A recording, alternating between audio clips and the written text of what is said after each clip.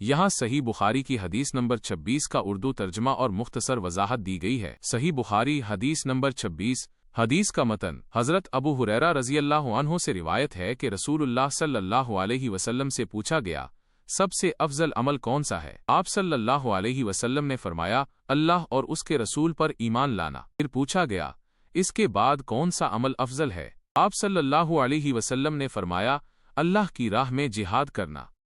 फिर पूछा गया, इसके बाद कौन सा अमल अफजल है? आप सल्लल्लाहु अलैहि वसल्लम ने फरमाया, हज मबरूर। वज़ाहत हदीस में रसूलुल्लाह सल्लल्लाहु अलैहि वसल्लम ने 3 इंतहाई अहम और फजीलत वाले आमाल का जिक्र किया है। 1. अल्लाह और उसके रसूल पर ईमान। ये तमाम आमाल की बुनियाद है। ईमान के बगैर कोई भी अमल कबूल नहीं होता।